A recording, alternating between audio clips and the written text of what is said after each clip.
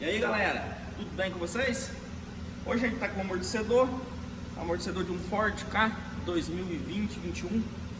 Esse carro estava com barulho na suspensão e não tinha folga nem em pivô, não tinha folga em terminal, em caixa de direção, coxinho do amortecedor, tá legal. E fazendo a desmontagem do amortecedor mole coxinho, a gente encontrou o defeito desse amortecedor. Olha só a folga aqui, ó, desse amortecedor, uma folga muito grande.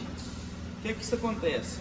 Trepidações, onde o asfalto é irregular, a via é irregular, dá um barulho tipo de ferro com ferro, aquele barulho tec, tec, tec, tec, tec, parecendo que o amortecedor tá bom na parte superior de cima. Só que não é. Nesse caso é amortecedor. A gente vai fazer substituição dos amortecedores do carro, que o amortecedor novo não tem essa folga. Vou mostrar aqui para vocês. Vou tirar ele aqui da nossa, pegar um amortecedor novo para mostrar para vocês que ele não tem essa folga.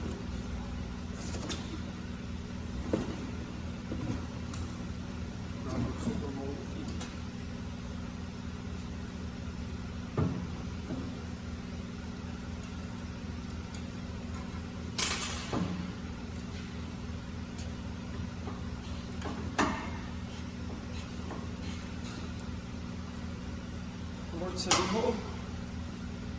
Vamos observar que está com gás de refrigeração, o antigo não está. Ele não tem essa folga. Podemos ver que não tem folga nenhuma. E esse outro já tem a folga grande. Vou aproximar para vocês verem. Não sei se pegou direitinho a folga dele. É isso aí, pessoal. Mais uma dica para os proprietários de carro da linha Ford e para alguns reparadores que seguem a gente, beleza? Até mais, até o próximo vídeo.